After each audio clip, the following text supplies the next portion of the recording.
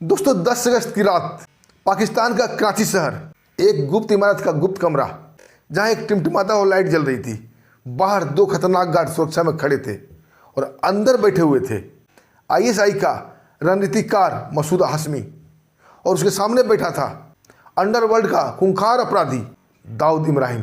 मसूद हाशमी बोलता है, हमारे पास वक्त नहीं है, सिर्फ 3 दिन का वक्त है। दाऊद बोलता है, हमारे पास भी प्लान की कमी नहीं है, रकम बोलो। मसूद हाशमी बोलता है 50 करोड़। दाऊद बोलता है 50 करोड़ में छोटे मोटे नेता मारे जाते हैं, पीएम नहीं। मसूद हाशमी बोलता है 1 अरब। तब दाऊद एक बटन दबाता है और दीवार का डिजिटल नक्शा ऑन हो जाता है। उस नक्शे पर 3 लाल बिंदु चमकता हुआ दिख रहा था, जो कि प्रधानमंत्री पीएम मोदी के आधिकारिक रूट का नक्शा था। दाऊद बोलता है, हमारे पास 3 बैकअप प्लान कंप्लीट है। एक फेल होता है तो दूसरा फेल होता है तो तीसरा, कोई न कोई कारगर हो जाएगा। पहला प्लान, लाल किले के पास पीएम मोदी के काफिला के पास आरडीएक्स ब्लास्ट करना, वो भी 5 केजी, पूरे काफिला का परकच्चा उड़ जाएगा। अगर यहाँ से प्लान लीक होता है या बचता है तो दूसरा, लाल किला के स्टेज पर, लाल किला के बगल के सबसे ऊंची इमारत से स्नाइपर शूटर पीएम मोदी का निशाना लेंगे, और तीसरा स्टेज के नीचे आरडीएक्स लगा होगा। दोस्तों, ये प्लान से आईएसआई का रणनीतिकार मसूद हाशमी काफ़ी खुश होता है और अपनी सहमति हाँ में कर देता है। लेकिन उन लोगों को नहीं पता, भारत की खुफिया विभाग के काने और आंखें हर जगह होती है, हर दीवार में कान और आंख होते हैं। इनकी सारी बातें कोई एक कान सुन रहा था। ये सुनने के बाद उसके चेहरे पर काफ़ी घबराहट आती है।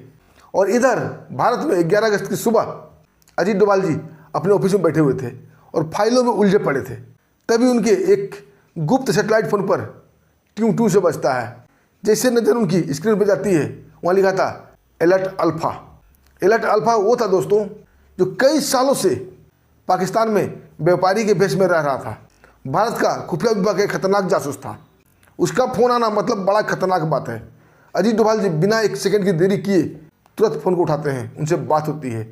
उधर से करण काफ़ी घबराए हुए बोलता है कि एक बड़ा खतरनाक प्लान रचा जा रहा है पीएम मोदी के खिलाफ, और सारी बात संक्षिप्त में बताता है और एक इनक्रिप्टेड मैसेज अजीत डोभाल जी को सेंड कर देता है।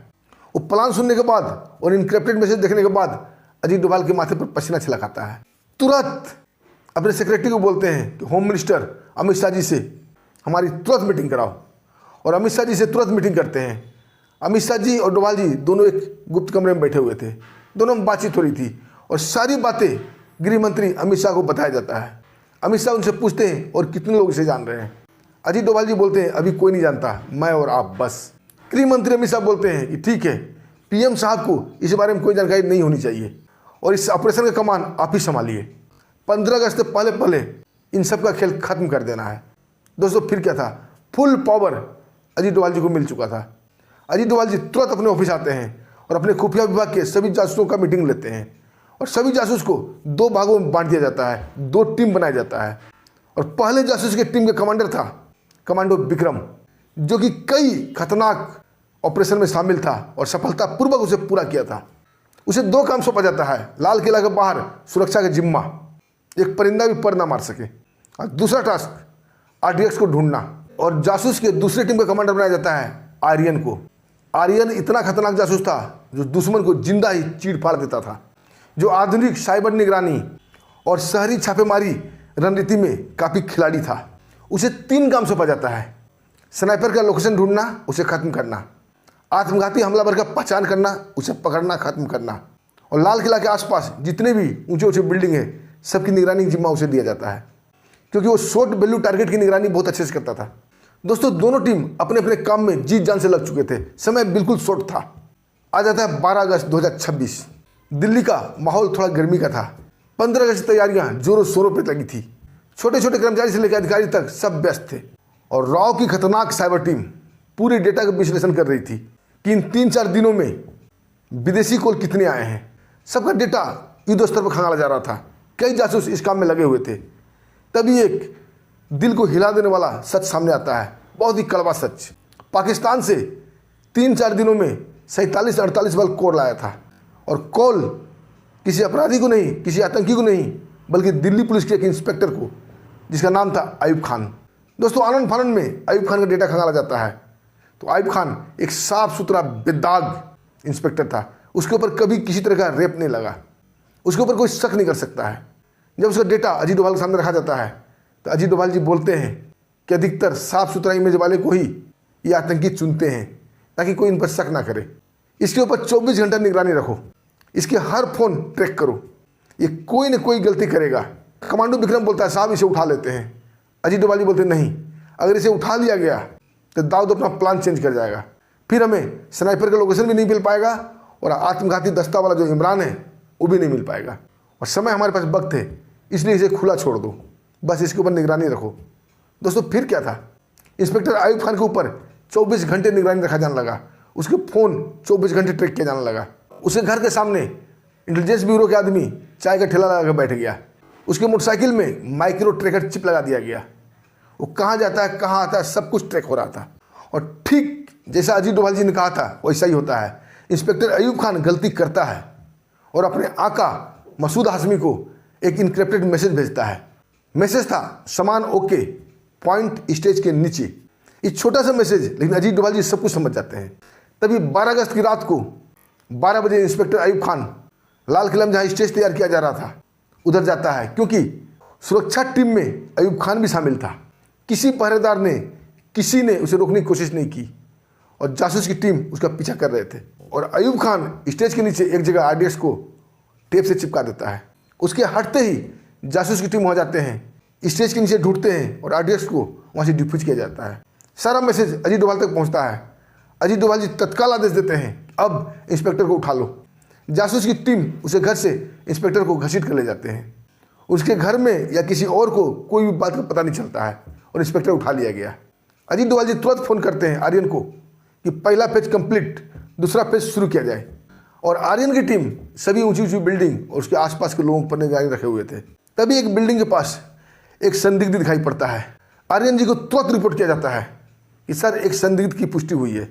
आर्यन और उनकी टीम उस इमारत को चारों तरफ से घेर लेती है, उसका लाइट कट कर दिया जाता है और कमांडो अंधेरे में उतरते हैं। और जो स्नाइपर शूटर था वो अपना सूटकेस खोलकर अपने गन को फिट कर रहा था सीढ़ियों पर बैठ के, उसे तत्काल घेर लिया जाता है।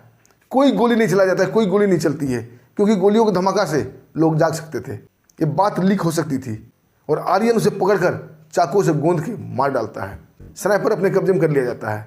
अजीत डोभाल जी को रिपोर्ट दिया जाता है अब लास्ट काम बाकी रह गया था, आत्मघाती दस्ता वाला इमरान को पकड़ना। 14 अगस्त दिन भर साइबर निगरानी रखी जाती है, फिजिकल निगरानी रखी जाती है, हर लोगों के चेहरे का मिलान किया जाता है, क्योंकि करण ने मिलता जुलता चेहरा पहले ही भेज चुका था पाकिस्तान से। दोस्तों देखते ही देखते 15 अगस्त आ जाता है। हर तरफ भारी चहलकदमी थी, खूब चहल पहल था। पूरा दिल्ली मानो 3 रंगों में सज चुका था। हर जगह भक्ति गान बज रहे थे, लोगों में अनायास ही खुशी दिख रही थी। लेकिन इन सब खुशी के चेहरे पर एक चेहरा ऐसा भी था जो भारत को दहलाना चाहता था, उसकी खोज करनी थी। दोनों टीम अब लाल किला के ग्राउंड में उतर चुकी थी। सबकी बात जैसी निगाहें हर लोगों के चेहरे का एक्सरे कर रही थी। तभी कमांडो विक्रम के नज़र के सामने इमरान आता है और कमांडो विक्रम एक झटके में उसे पहचान जाता है। और इधर इमरान का भी नज़र कमांडो विक्रम पर जाता है और उसे कानों में एक्सपेक्टेड एयर टीम देखकर वो पहचान जाता है कि हो न हो एक कमांडो टीम का आदमी है। और उसे देखकर इमरान अनायासी भीड़ को धक्का मुक्का देते हुए भागने लगता है।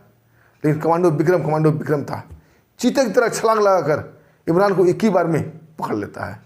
इमरान कुछ कहता, कुछ सोचता या अपना बम का बटन दबाता, इससे पहले ही एक ही झटके में इमरान उसके दोनों हाथ कट कट करके तोड़ देता है।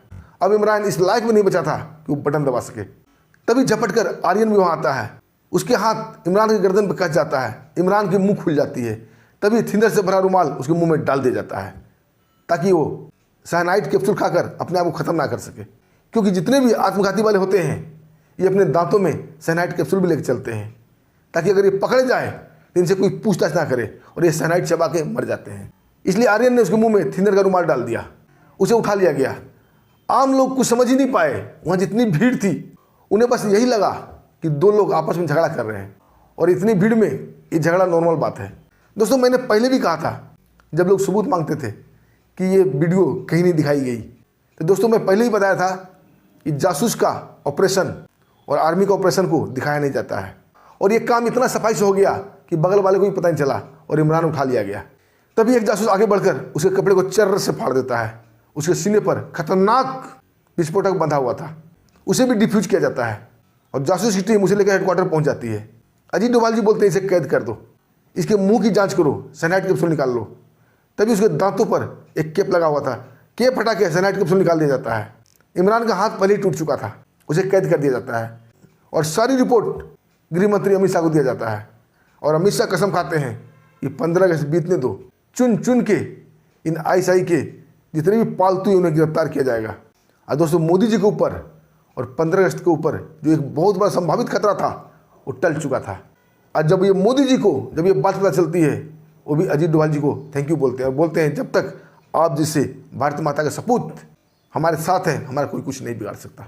दोस्तों बहुत लंबी वीडियो हो जाएगी। दूसरी वीडियो में गृह मंत्री अमित शाह जी का गुस्सा आपको दिखाऊंगा, कैसे उन्होंने आईएसआई का हैंडलर जितने भी भारत के अंदर काम कर रहे थे उन्हें कितनी बखूबी बिना किसी जानकारी में आए पकड़ा, वो भी एक जगह से नहीं, भारत के कोने कोने से पकड़ा।